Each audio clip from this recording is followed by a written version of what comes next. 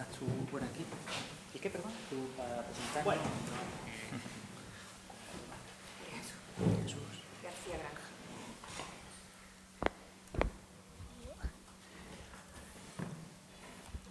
Buenas tardes. Bienvenidos al colegio. Yo soy Rafael Pozo, soy el responsable de la Oficina de Apoyo a la Rehabilitación del Colegio de Arquitectos.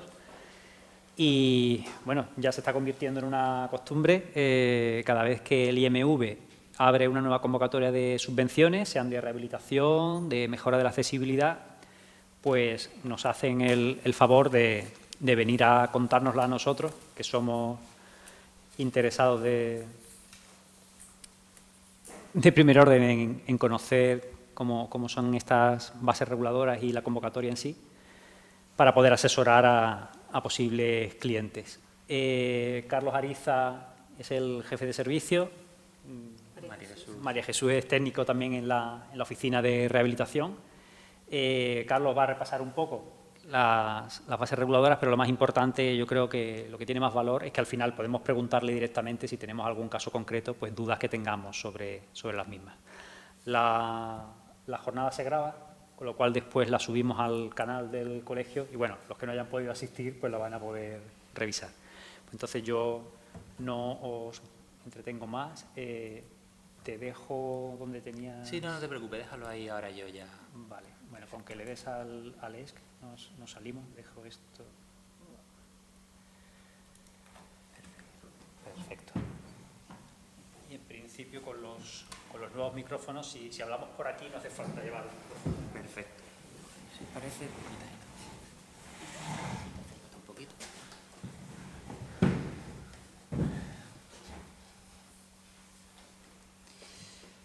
Muy bien, pues gracias Rafael por la presentación, gracias al colegio por invitarnos de nuevo a esta sede, magnífica sede, y darnos la oportunidad de explicaros una nueva convocatoria. Como decía Rafael, se ha convertido ya en una cosa recurrente. Cada vez que sacamos una convocatoria venimos a explicarla aquí al colegio, que yo creo que sois uno de los agentes implicados importantes en el desarrollo de esta actividad.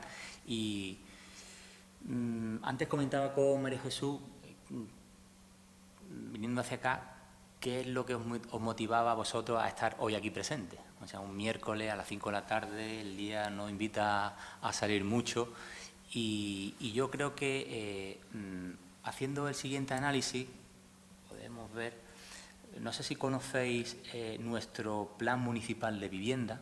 El Plan Municipal de Vivienda está colgado en nuestra web, el del Instituto Municipal de la Vivienda. El plan tiene un periodo del 2023-2027 y dentro de la memoria hay un documento en el que se plasma cuál es la necesidad de rehabilitar edificios en Málaga. Entonces, está bastante bien, está detallado por cada uno de los distritos y por cada uno de barrios dentro de esos distritos. Y en este apartado, ya digo, el documento es bastante extenso, pero en este apartado, voy a intentar ampliarlo aquí. Vamos a ver. Aquí, eso es. Concluye que el término municipal de Málaga tiene 253.000 viviendas y necesitan rehabilitarse 9.300 edificios. Con lo cual, eso es una oportunidad de negocio para vosotros. Obviamente vosotros estáis aquí porque tenéis alguna necesidad, alguna comunidad ha contactado con vosotros o tenéis esa oportunidad. Entonces, 9.000 edificios en Málaga tienen esa necesidad de rehabilitar. Ya os digo, os invito a analizar con detenimiento este documento, bastante interesante, tanto a nivel de construcción como a nivel de rehabilitación. Y teniendo eso en cuenta, es lo que desde el año 95 el Ayuntamiento de Málaga viene impulsando en materia de rehabilitación, fomentando esa rehabilitación.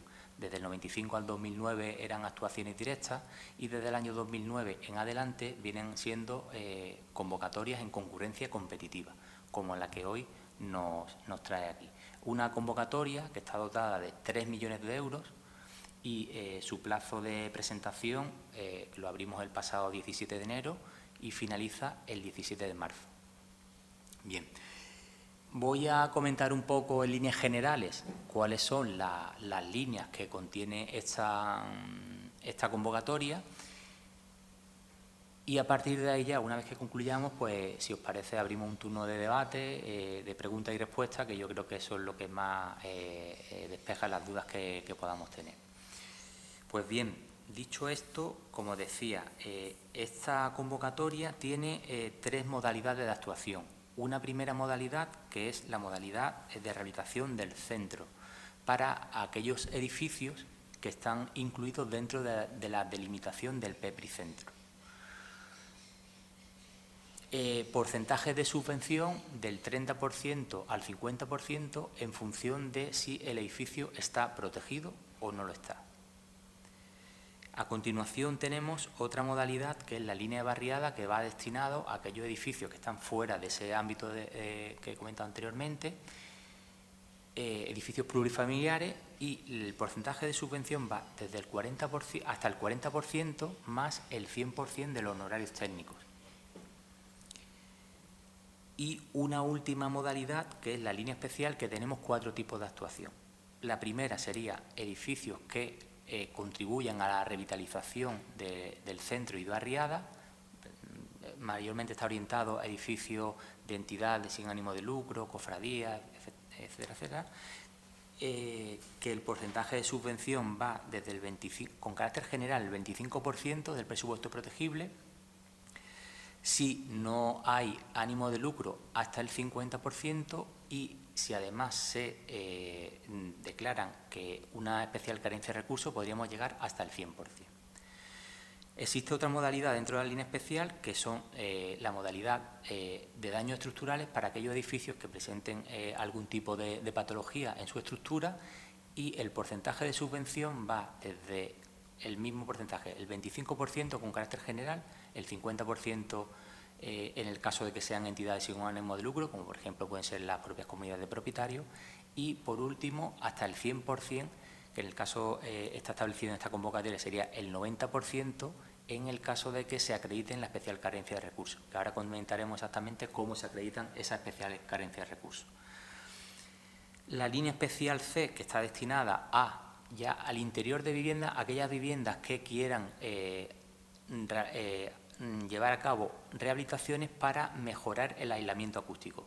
¿Y qué viviendas se pueden acoger a esta línea? Pues son aquellas las que están dentro de una zona acústicamente saturada, o aquellas donde el mapa del ruido establezca que existe un ruido superior a 65 decibelios.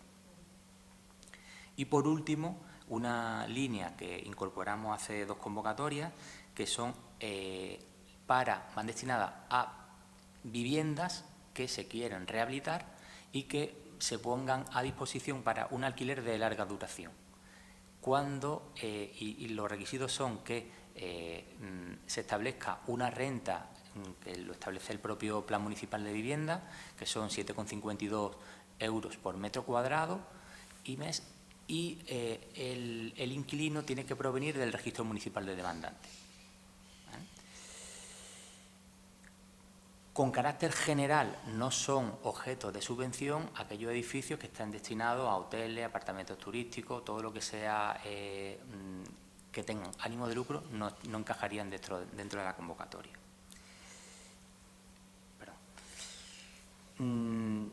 Entrando ya en el procedimiento de concesión de estas subvenciones, como he comentado, nos encontramos dentro de una convocatoria en concurrencia competitiva. ¿Qué quiere decir esto? Que una vez que nosotros cerramos el plazo de presentación de las solicitudes, analizamos todo ese expediente, y en función de los criterios de valoración que establece la propia convocatoria, cada expediente va a tener una puntuación determinada. Y eso le va a situar en una tabla, una prelación, y la subvención que van a conseguir va a depender en función de esa puntuación. Una vez que realizamos esa revisión administrativa, lo que hacemos es un requerimiento que concedemos 10 días de plazo para que todo aquel expediente que carezca de toda la documentación preceptiva pueda presentar la documentación que no ha presentado en su momento. Una vez cerramos ese plazo y ya hemos revisado toda la documentación, hacemos una aprobación provisional y a continuación una aprobación definitiva. Una vez hecha esa resolución definitiva, lo que hacemos es que notificamos a cada uno de los beneficiarios esa resolución y desde ese momento es cuando se podría dar comienzo a las obras. Y se establece dos plazos. Un plazo para el inicio de la actuación, que son 6 meses desde que se ha notificado, y un plazo para la finalización de la actuación, que depende de la línea. Si es especial son 24 meses y si es el resto de la línea o bien parcial o bien barriada son 18 meses. Esos dos plazos son susceptibles de ampliarse en el 50%, siempre y cuando se acredite algún tipo de circunstancia que haya imposibilitado el cumplimiento y siempre dentro del plazo de ejecución se podría dar esa posibilidad de que incrementemos ese plazo. Forma de pago. Una vez que hemos terminado la obra, hay dos modalidades. Uno, podemos pagar parcialmente. Una vez que alcanzamos el 50% de la ejecución, se presenta la documentación correspondiente, o una vez se haya finalizado la obra, que podríamos hacerlo de forma total. ¿Qué documentos son necesarios presentar para poder tramitar la certificación, o sea, el pago de la subvención? Necesitaríamos una certificación que debe venir conformada por promotor, dirección facultativa y contratista, y con ese documento nosotros podríamos tramitar ya el pago de la subvención, ¿vale? Eso es importante. Es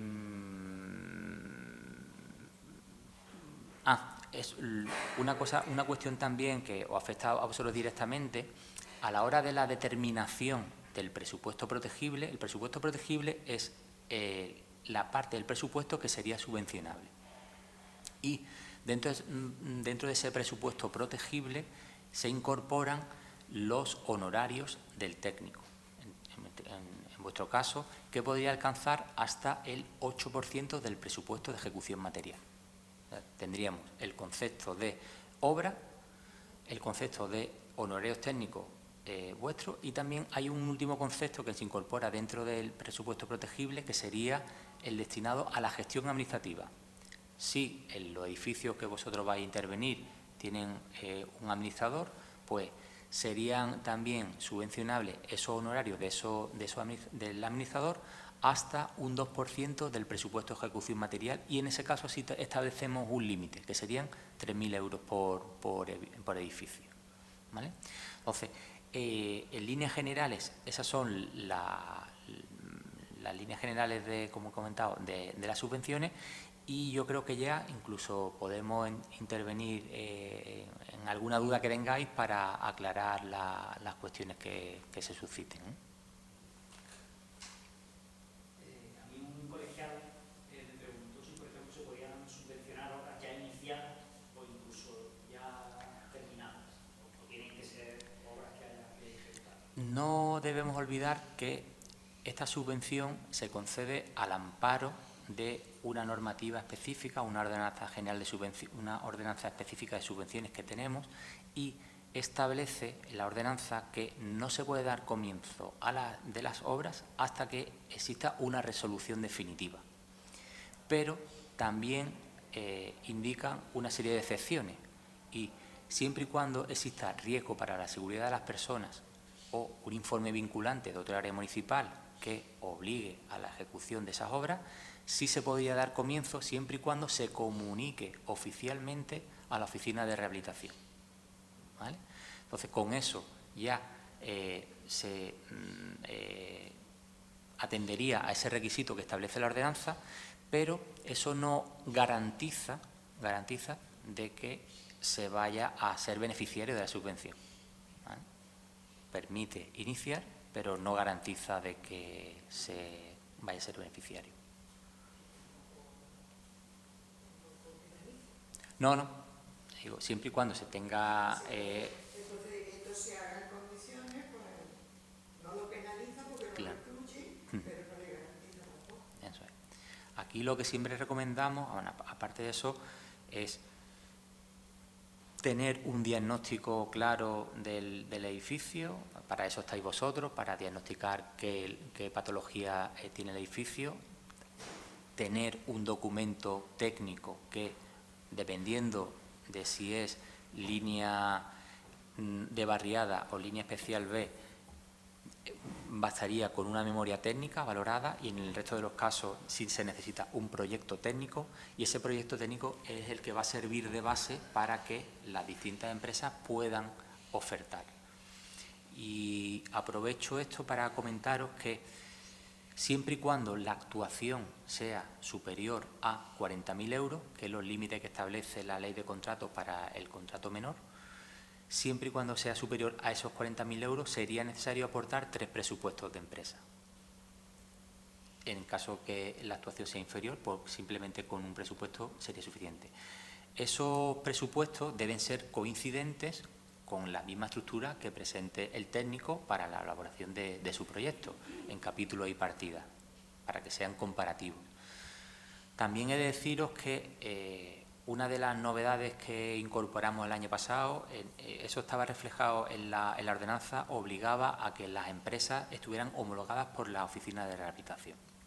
Nosotros tenemos un listado de empresas homologadas, alrededor de 250 empresas, en las que nosotros previamente hemos verificado que esas empresas pues tienen una cierta solvencia.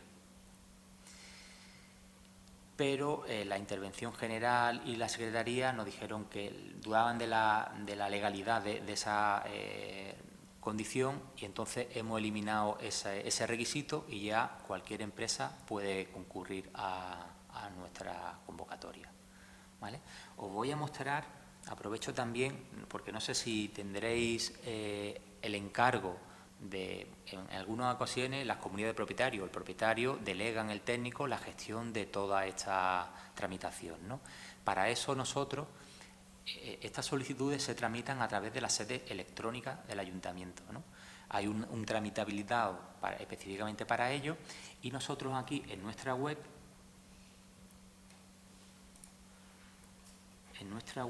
tenemos una guía de presentación de solicitud, que es un documento que la verdad es que es bastante didáctico, que permite ir viendo paso a paso los documentos y las fases que son necesarias para poder finalizar la presentación de la solicitud.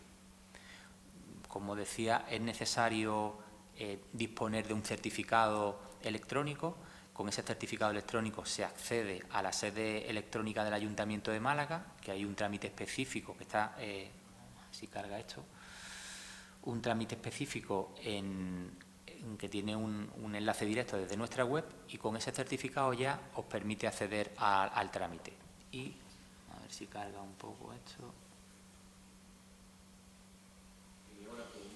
Sí. Yo tengo un caso de un edificio dentro del... Sí. Sí.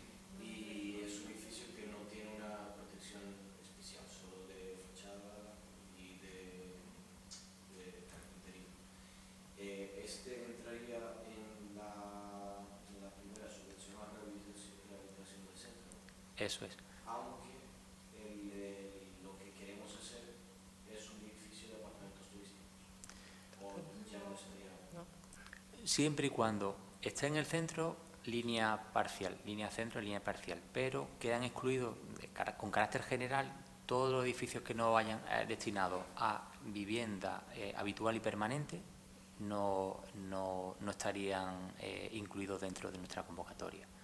Quedan excluidos, vamos, además lo pone específicamente: no serán objeto de subvención los edificios destinados a hoteles, a alojamientos turísticos, alquiler de oficinas u otro uso análogo. Esos quedan excluidos de nuestra convocatoria. Como os decía, volviendo a la guía de presentación, que ya se ha cargado el documento, pues aquí podéis tener esta referencia, que ya os digo que paso a paso os indica, desde que insertáis o accedéis, mejor dicho, a la sede electrónica, pues el paso 1 tienes que pulsar aquí, tienes que introducir. La verdad es que es una guía que es bastante didáctica en ese sentido y agiliza mucho a la tramitación de esas solicitudes. Los documentos que son necesarios aportar, pues la verdad es que no son complicados, pues que el primer documento sería la solicitud, que la genera la propia sede electrónica. Después necesitaríamos 2 declaraciones responsables, una de no estar incurso en prohibiciones de recibir subvenciones, otro en el caso de que tengan solicitada o concedida a otra subvención. En el caso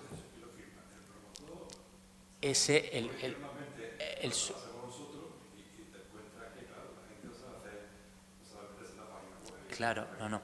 En el caso de la tramitación, ya le digo, puede hacerlo o bien el promotor directamente o cualquier persona o representante que él designe. En el caso de administradores, o por eso decía que en el caso que el propietario o la comunidad de propietarios delegue esa función en vosotros con vuestro certificado digital, podríais acceder a la sede electrónica y presentar esa documentación en nombre del propietario y comunidad de propietarios.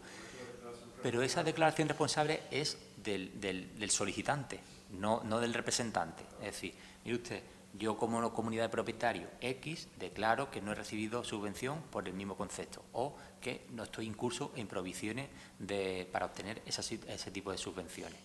Sí, pero en el impreso se puede diferenciar entre el representante. Sí. Eso es importante. O sea, Sí. es decir, todas las declaraciones responsables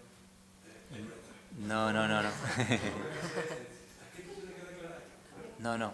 Ahí lo deja claro quién es el que está ejerciendo esa declaración, o bien el solicitante o el representante. Pero en este caso, el que tiene que declararlo es el beneficiario de la subvención, no el representante. ¿Vale? Entonces, o sea, que nosotros como arquitectos nos identifiquemos para poder hacer el trámite, que los documentos que estamos aportando son documentos que nos ha dado firmado la propiedad. Nosotros lo único que hacemos es aportarlo en la acción. Exactamente. porque eso se mete igual que se hace el proyecto los proyectos normales en el ayuntamiento. de forma muy parecida. Vamos, si veis, cuando solicitáis una licencia, no sé si os suena este entorno.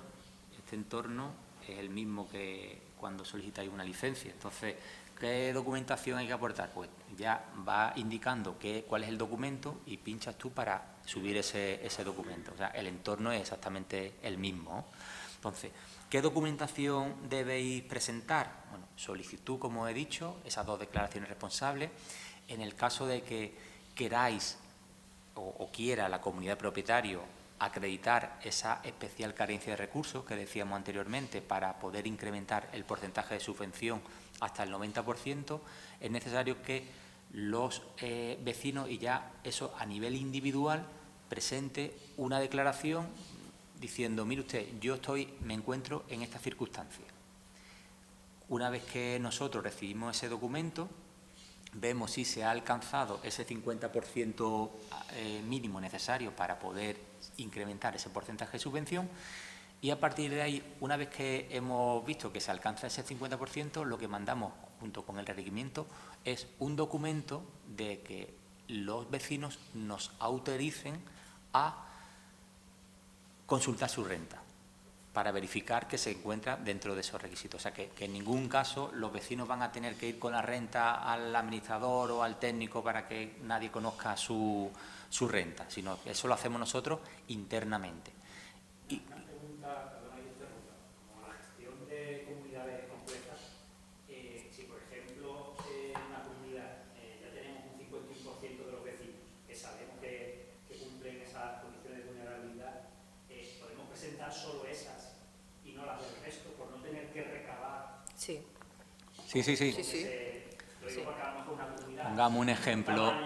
Sí. Siempre que Si después. hay que pedirla a 100 vecinos. Lo que pasa es que hay que hacer, si va a presentar exactamente el 51, tiene que asegurarte que esos 51 cumplen. Claro. Porque si no te puedes quedar corto. Sí, pero quiero decir, Ponemos. que si te pones por poco, vale, de seguridad, es decir, bueno, como vamos 60% de los vecinos, Sí. pero no el 100% que Sí, sí, sí, Efectivamente. exactamente. Sí. El ejemplo que tú has puesto, un edificio con 100 viviendas, no es necesario que presentamos las 100 declaraciones responsables, porque es posible que algún vecino pues no lo cumpla, no es necesario. Entonces, lo que nosotros comprobamos es que el 51% al menos lo cumple, como dice María Jesús, siempre hay un margen de error, ¿no? Entonces,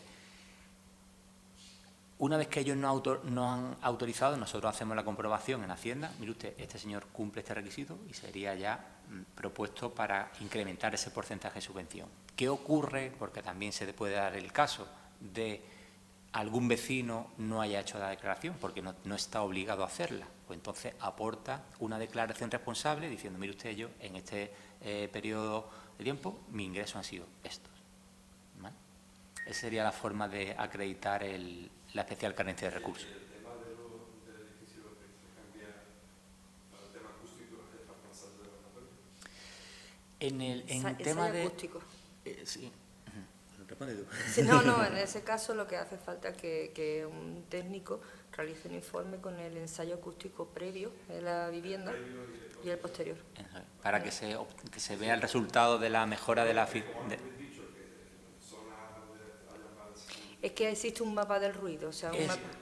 Sí. Pero lo pregunto, porque una vez que está ese mapa de ruido, el informe previo no debería hacer falta. Eso es lo que te permite poder presentarte a la convocatoria. Mire usted, si mi vivienda está dentro de una zona acústicamente saturada o en el que está el mapa del ruido de Málaga establece que el índice sonoro es superior a 65 decibeles, yo me puedo presentar. Pero eso es el requisito para presentarte, pero la documentación preceptiva sería necesario ese informe técnico. Además, no solo por el tema de que es para demostrar que la rehabilitación que se ha hecho ha mejorado acústicamente la vivienda. O sea, tú puedes estar en una zona altamente contaminada acústicamente, pero poner unas ventanas peores de las que tenías, entonces no has mejorado acústicamente la vivienda. Entonces, esa es la finalidad de que exista un informe previo y un informe posterior para demostrar de alguna manera que se han mejorado las condiciones acústicas.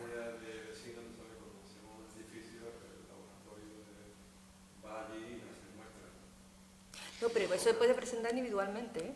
Esto realmente, no es exclusivamente para comunidades. Sí, esto realmente, esta línea, tanto la línea especial D y la C, o sea, la de acústica, o sea, aislamiento acústico y la de mejora de interior de vivienda, está precisamente destinada a eso, a viviendas interiores. Eso es.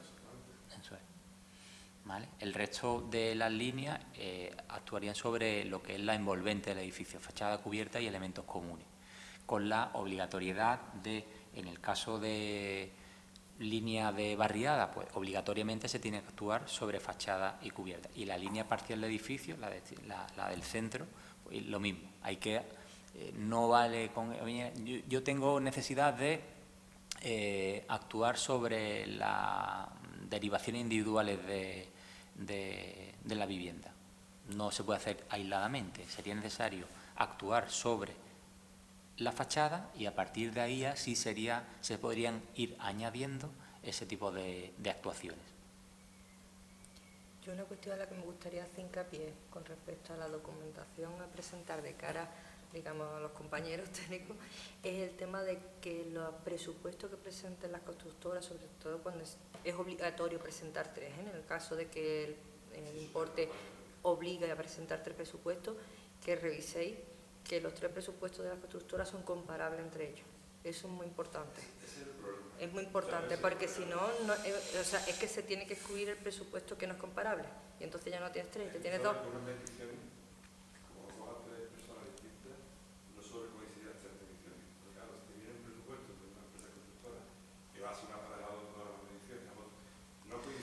Pero si toma como base, o sea, lo que tenéis que hacer hincapié es que utilicen el presupuesto del técnico. O sea, el presupuesto elaborado, las mediciones de presupuesto elaboradas por el técnico, que lo utilice como base, la medición en sí, no el presupuesto, perdón, la medición en sí que lo utilice como base para realizar su presupuesto. Entonces, de esa manera las tres serán iguales y comparables, porque si no son comparables, tiene que excluirse el presupuesto que no sea comparable, y si ya no tienes tres y tienes dos, ya no cumple. Lo ideal es que se detecta cuál es la necesidad. Mire usted, mi edificio tiene una patología, pues se llama a un técnico. El técnico va, analiza cuál es la patología que tiene el edificio y hace un diagnóstico y lo plasma en un documento. Mire usted, este edificio tiene esto y estas son las soluciones que yo propongo para poder solucionarla.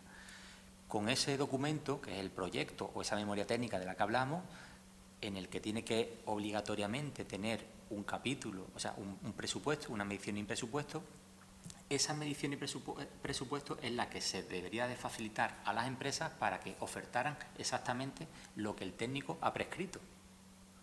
Y por eso la importancia que dice María Jesús, que sean coincidentes. O sea, nosotros, al final, la forma de analizar esa documentación es que los documentos del proyecto y los presupuestos digan lo mismo. Porque si no, no serían comparables. Es que ocurre en muchos casos que la propia comunidad, a través del administrador o la comunidad en sí, acude a 3 empresas constructoras y cada una hace una medición diferente de lo que hay que ejecutar. Entonces eso es imposible compararlo. ¿Vale? O sea que tiene que haber, aunque sea en el caso de ese en el que no existe proyecto en sí, sino memoria técnica, esa medición es imprescindible que sea la base de los presupuestos.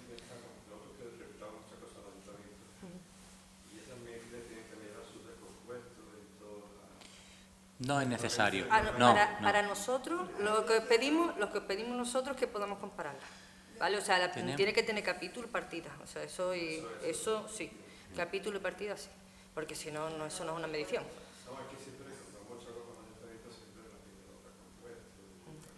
Hay que también diferenciar que lo que estáis solicitando es una ayuda, ¿vale? Esa ayuda que nosotros concedemos no exime de que vosotros después tengáis que solicitar una autorización administrativa para poder ejecutarlo, que bien puede ser una declaración responsable o una licencia en función del alcance de intervención. Que después te dicen, mire usted, porque nosotros lo que hemos pedido, esa memoria técnica, es precisamente para intentar aliviar la economía de las comunidades que menos recursos tienen, que sin tener la certeza de que vayan a ser beneficiarios de esa subvención, se presentan a esas convocatorias. Entonces, ¿de qué forma podemos nosotros aliviarlo? Oye, pues que no sea necesario contratar un proyecto sin que ellos a priori conozcan que van a ser beneficiarios. Pues con esa memoria técnica se presentaría y sería suficiente. Ahora bien, que ya soy beneficiario de la subvención, ya sé exactamente qué porcentaje de subvención me van a dar. ¿Qué tengo que hacer para poder llevar esta actuación a cabo? Oye, pues tengo que pedir licencia y la licencia me obliga a que tenga un proyecto, pues ya es la fase esa en la que... Que dais 6 meses, ¿verdad? Que está aprobada la subvención, 6 meses. Pero de momento, como van a pedir licencia, 6 meses nada, ¿vale? Bien, puntualizo. Esos 6 meses es para el inicio de la actuación, no de la obra. Y nosotros entendemos por actuación un concepto más amplio que la obra. Si esa actuación se inicia, pues con la presentación, la solicitud de licencia, para nosotros sería... entonces, que en esos 6 meses no obligatoriamente, como bien dice, usted, si te solicita una licencia, es muy difícil que en 6 meses solicite la licencia.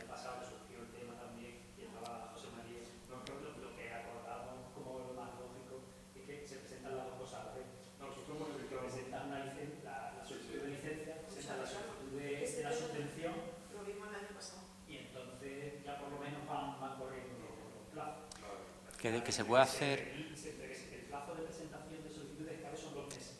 Luego tienen un plazo de revisión. Luego hay que aportar la documentación definitiva. Bueno, pues si en paralelo va corriendo la licencia... Cuando el promotor tiene claro que va a llevar esto a cabo, lo que le recomendamos efectivamente es solicitar la subvención y paralelamente, cuando se den esas circunstancias, un edificio que esté protegido y va a tener que solicitar licencia, pues que paralelamente se solicite la licencia. Otra cosa es una barriada que ya pues, simplemente con una declaración responsable ya hablamos de otros plazos. No, es que el centro, nosotros hemos realizado muchos edificios en el centro, que hemos conseguido los funciones de vuestra, pero claro, el problema es con cultura muchas veces. Es que la diferencia entre el Málaga no solamente es el terreno. Claro. Sí. Nosotros, Ahora mismo está bajo mínimo y es que te tardan un año y pico.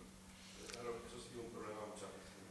sabemos de lo que hablas porque nosotros también somos sufridores en ese sentido. Nosotros también hacemos actuaciones directas sobre edificios protegidos y obviamente también tenemos que pasar por todo ese camino.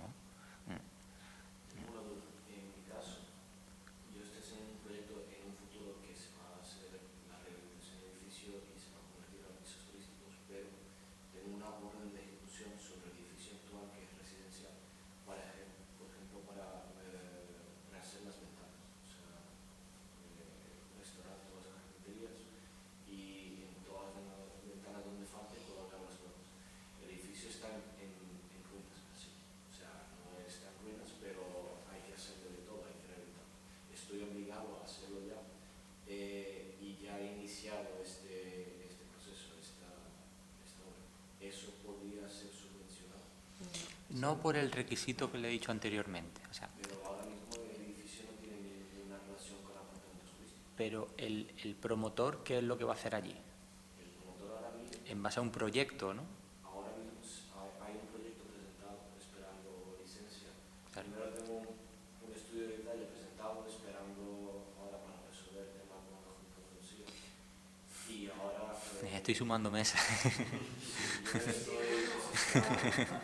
Bueno, Estudio de incluso- detalle. el estudio de detalle lo tengo aprobado por Ah, el sí. Ayuntamiento, pero ahora me lo ha denegado la Junta de Andalucía. Ajá. No sé por qué, cultura no lo ha denegado. Bien. Pero en cualquier caso, ese estudio de detalle y esa licencia que tú vayas a pedir, lo vas a pedir en base a un proyecto, ¿verdad? Y ese proyecto ya contempla cuál es el objeto de esa actuación, eso uso turístico, ¿no? Que me comentas, ¿no? Lo que pasa es que yo tengo una orden de ejecución Claro, que ya me ha obligado a poner las ventanas. claro. Pero esa orden de ejecución, si el edificio no estuviese destinado a ese uso turístico, lo que te permitiría es que iniciar ya en nuestra convocatoria, y usted, puedo iniciar antes a la espera de la resolución definitiva, pero en tu caso está condicionado a ese uso turístico, con lo cual nosotros cuando recibimos el proyecto, No lo está. Ahora mismo no está nada condicionado al uso turístico. ya, pero La nosotros... obra está iniciada para colocar. Nosotros, para conceder una subvención, tenemos que hacerlo en base a un documento técnico.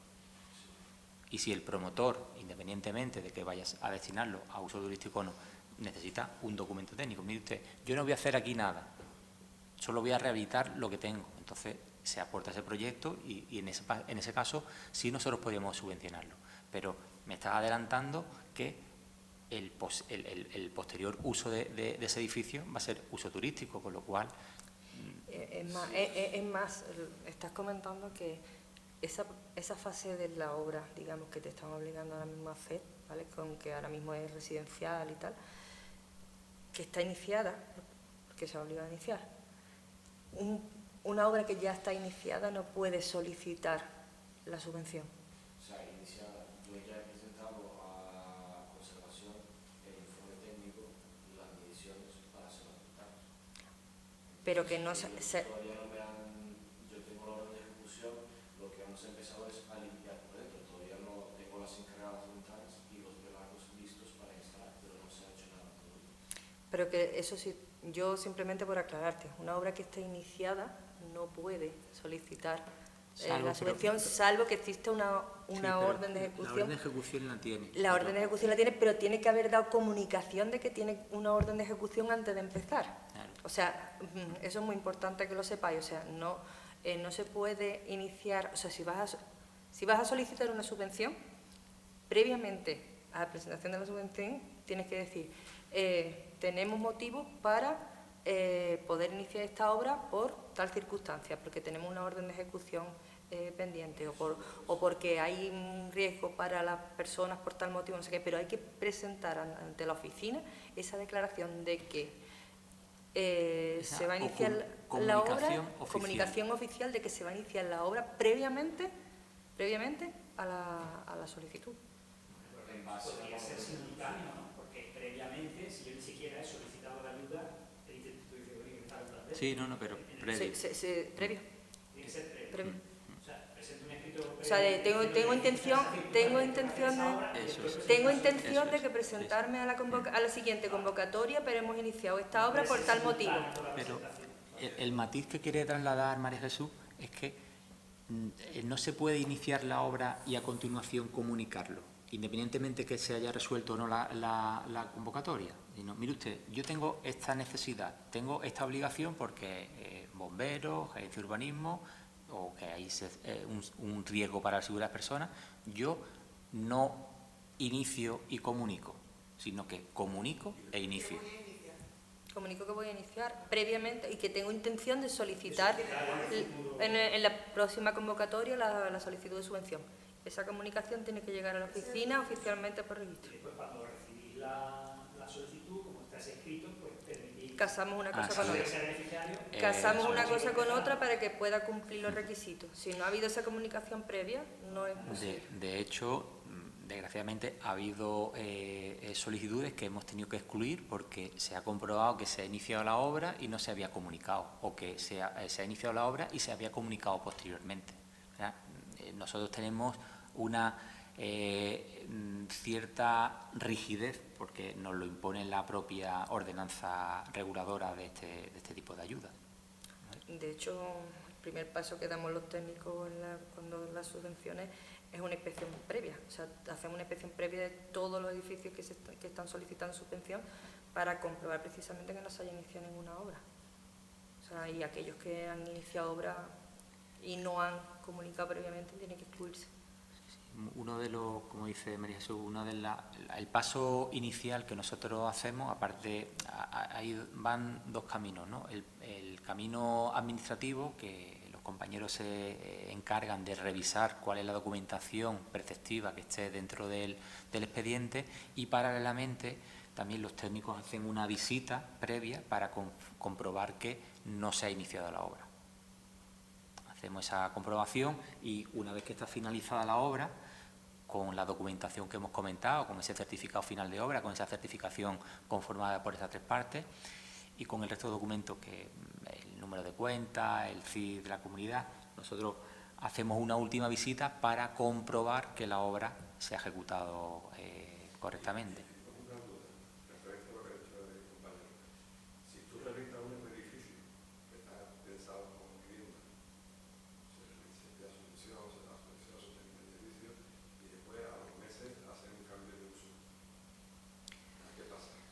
Pues en ese caso, además, lo habíamos incorporado dentro de las bases, que había una limitación de cambio de uso y íbamos a comunicar a los beneficiarios de nuestra convocatoria a la gerencia de urbanismo para que controlara ese cambio de uso, porque si no sería, hay un compromiso ahí que si no se cumple tendríamos que abrir un expediente de reintegro de la subvención. O sea, no podemos...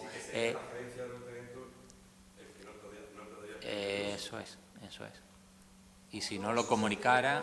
Si tuvieran concedido algo económico, una cuantía económica, te la requiere para que tú hagas la devolución.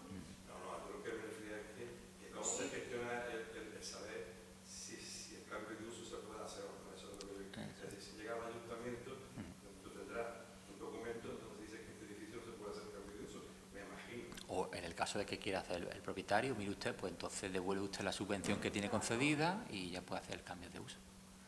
Verá, nosotros...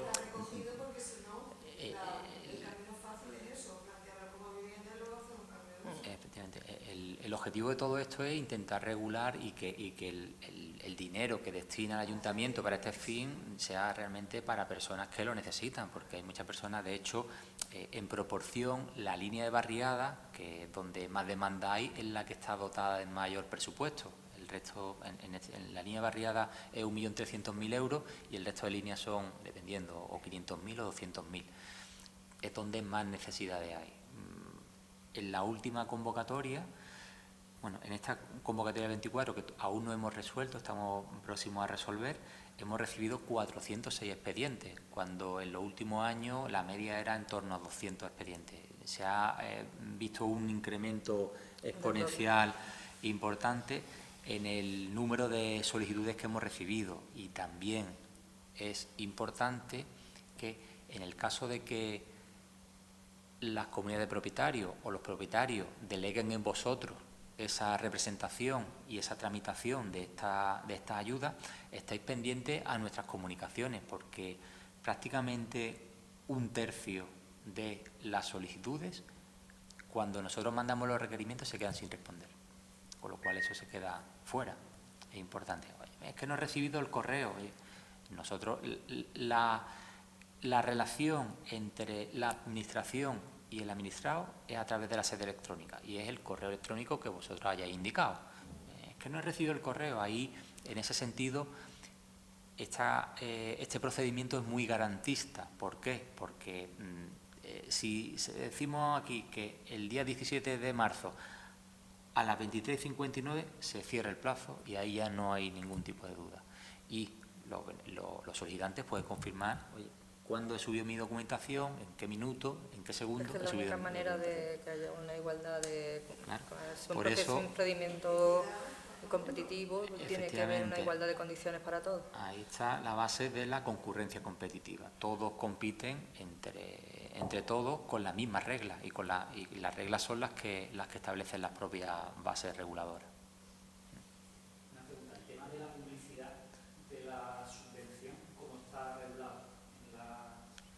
Porque yo a veces veo la zona, pero no sé muy bien si está expresamente... Sí, está dentro de las obligaciones que tiene el beneficiario, recoge la necesidad de que esté anunciado nuestro cartel, donde diga que ese edificio cuenta con una subvención del instituto. Todo, está totalmente... Bueno, no está regulado ahí al detalle, pero sí, nosotros también tenemos distintos carteles en función del tamaño de la actuación, porque a veces, oye, mira, tenemos uno que es 1,5 por 3 y pico, otros que son más pequeñitos, en fin, como también tenemos distintas convocatorias, en este caso que es la convocatoria ordinaria, que hacemos recurrentemente año tras año, y después tenemos una convocatoria que hacemos años alternos. La hemos tenido en el 2024 y volveremos a tenerla en el 2026 para la mejora de accesibilidad e implantación de ascensores. Entonces, muchas veces, incluso en esa convocatoria, se subvencionan elementos para eliminar esa barrera arquitectónica, el típico portal que tiene 3-4 peldaños para llegar hasta el ascensor, pues un salvaescalera no, vamos a poner una lona de 3 metros y pico que no cabe en el portal, pues para eso tenemos una lona de unas dimensiones más reducidas que permiten colocarlas allí. Así que... Durante la obra. Durante la obra, de hecho, existe un registro de la recogida del cartel, o sea, se sabe qué comunidad ha recogido el cartel, durante cuánto tiempo ha estado expuesto, hasta que se devuelve, o sea, que existe un control incluso de los carteles de las lonas de obra que se recogen de la oficina. O sea, que realmente se tramita con la propia oficina. Sí. Se facilita desde allí, desde la propia oficina. ¿Alguna duda más? Sí. Entonces, yo podría solicitar esto ahora en fase de lo que me obliga a hacer el ayuntamiento, porque aparte de las ventanas me obliga a reconocer fachada y pintura, ya tengo de la oficina de rehabilitación, ya tengo el estudio cromático y demás. Entonces, para este trabajo... ¿Tú, para esa actuación tienes proyecto? Nosotros hemos dicho que un documento obligatorio a presentar dentro de la línea parcial, a la que me dices que se podría coger esa ayuda porque está dentro de la delimitación del Pepricentro, es necesario un proyecto. ¿Tienes proyecto de eso? Proyecto solo de eso no. Entonces, un requisito... Yo creo que el problema es que aunque él ahora redactara un proyecto como tal de rehabilitación de edificio plurifamiliar, Claro. que ahora mismo comunicara previamente a la solicitud que tiene una orden de ejecución y tiene que hacer una serie de obras. Presentar la solicitud, sí, pero en el futuro tú ya tienes un proyecto que solicitas un cambio de uso para el edificio. Claro. Entonces, en ese momento, tu cliente tendrá que decidir si devuelve la ayuda que ha recibido en caso de que la den para poder hacer el cambio de uso. Ahí o lo no está. puedes hacer el cambio de uso. Ahí lo estaba empujando yo. Es decir, que si el fin ese no tiene sentido, porque nosotros vamos a necesitar un proyecto que tú puedes decir, mire usted, ahora mismo aquello residencial, no es alojamiento turístico, ¿de acuerdo?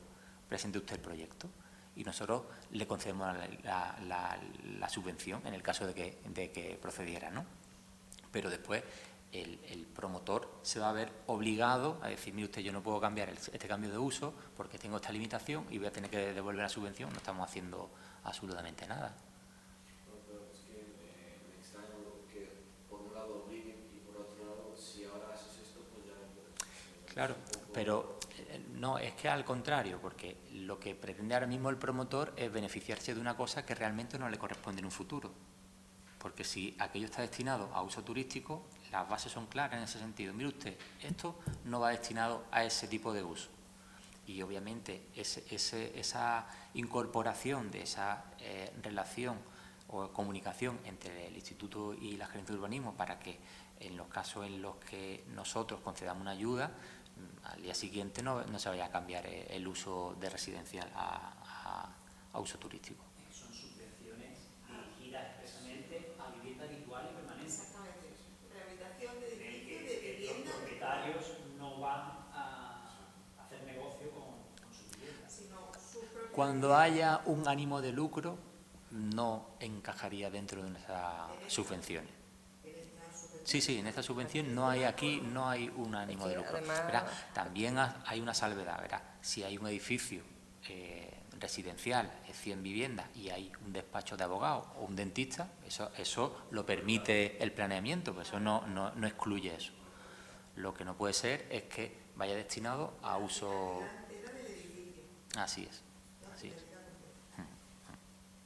Que además, ten en cuenta lo que precisamente el dato que acaba de dar él antes de las anteriores convocatorias, el número de solicitudes que se presentaban y las que se presentan actualmente, que se ha duplicado, ¿no? O sea, ya de por sí hay muchas solicitudes que se quedan fuera de la convocatoria, pero porque económicamente no da para todos. Entonces, el que se quedaran algunas fuera, porque además ese dinero se destinara a otros que se fueran a favorecer por un fin lucrativo, es que sería algo que no tendría sentido desde el punto de vista que está planteado esta subvención. Así es. El compañero quería, creo, ¿no? No. Entonces, ¿estas son las mismas del año pasado o estas son del Instituto Municipal de la Vivienda, no del Ayuntamiento? Somos los mismos. El Instituto Municipal de la Vivienda es del Ayuntamiento de Málaga. Vale. Sí. Yo creía que la del año pasado era en edificio en general. Nosotros, esta convocatoria de ayuda es una cosa recurrente, lo hacemos todos los años. Además, intentamos aprobar la convocatoria, porque esto se aprueba previamente en un consejo rector, se aprueba la convocatoria y posteriormente nosotros lo publicamos en el boletín oficial de la provincia para que empiecen a contar los plazos de presentación de solicitudes.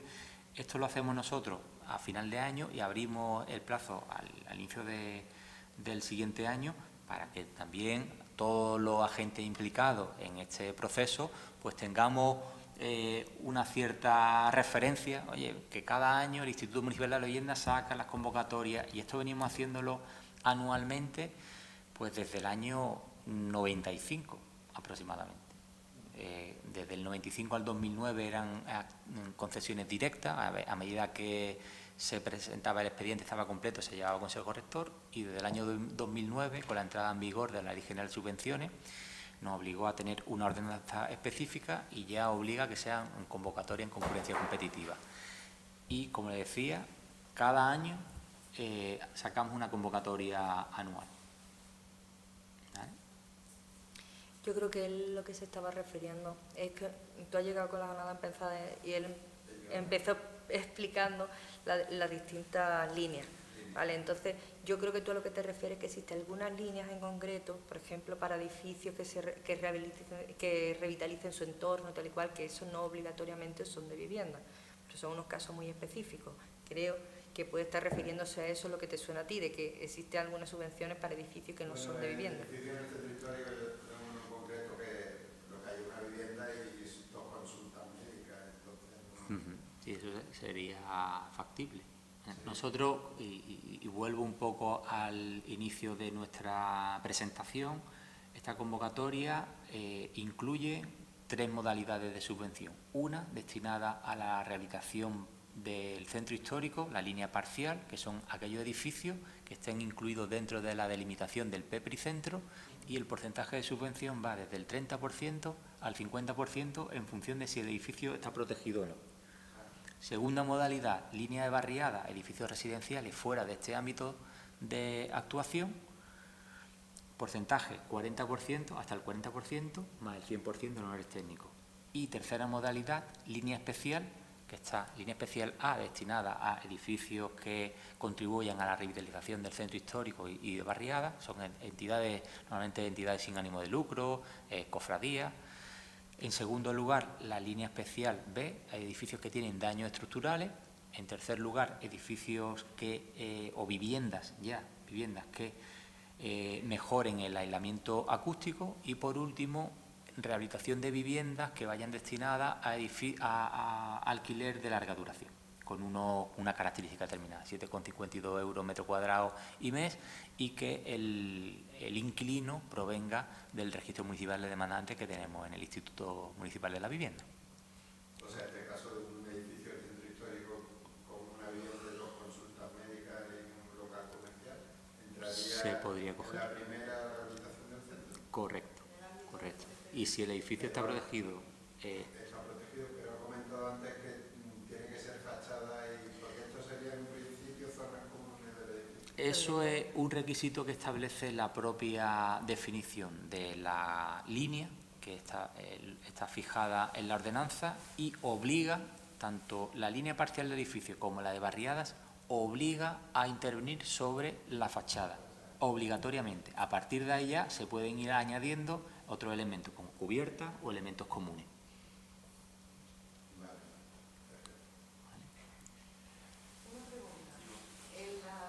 Nada. En el centro histórico he dicho que dependiendo de estar protegido o no, de 30 a 50, y luego en la barriada el 40 más... El 100% de honorarios técnicos. Y entonces en el centro no. En el centro sí, pero entra dentro de lo que es el presupuesto protegible. No, además de ese... Eso es.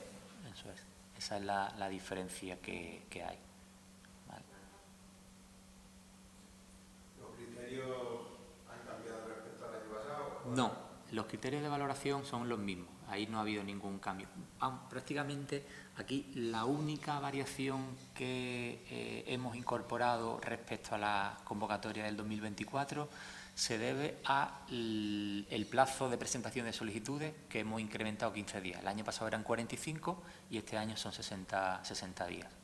Un poco a demanda, porque uno de los documentos que es necesario presentar es el acuerdo, en el caso de comunidades de propietarios, que mayoritariamente son nuestros demandantes de estas ayudas, es necesario aportar un acuerdo de la comunidad donde se designe el representante que se va a acoger a esta convocatoria y no a otra, sino a esta convocatoria de 2025, y que también acuerden que la parte que no sea subvencionable pues la van a asumir ellos. Y entonces, como era necesario convocar a los vecinos, el Colegio de Ministros de Fincas nos solicitó un poco más de plazo para que ellos pudieran convocar este tipo de reuniones de propietarios.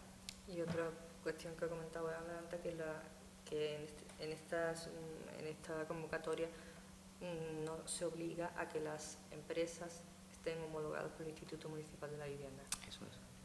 O sea, son empresas libres. Sí. Cualquier empresa que no esté homologada, hombre, nosotros siempre recomendamos, porque ya hemos hecho un pequeño filtro que no es más que tenga un CIF, que no tenga deuda, ya es algo, ¿no? Y más en los tiempos en los que corren, que yo creo que es importante que cuando solicitéis presupuestos contéis con empresas que sean solventes, porque nos podemos encontrar sorpresas desagradables a lo largo de la ejecución de las obras, ¿no? Y por eso nosotros pues lo que hacemos es ofrecemos el listado de empresas, que además también os lo muestro aquí dentro de nuestra web. Está aquí, tenemos un listado de empresas.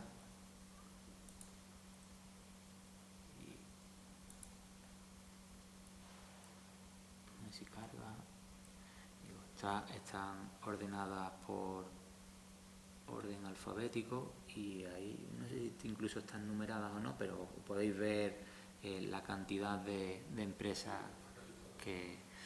Sí, las de aquí locales están prácticamente todas.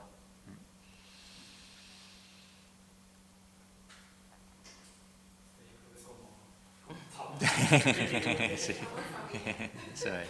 Pues de nuevo agradeceros a todos que hayáis venido a contarnos la convocatoria. Bueno, que tengáis también la tranquilidad que después, viendo los vídeos, Sí. hay más personas y nos preguntan.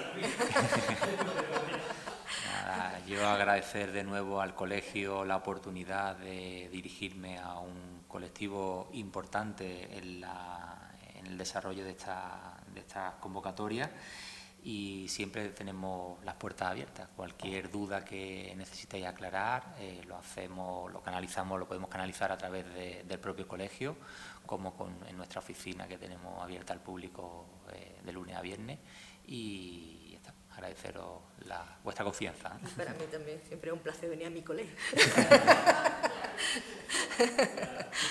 Venga.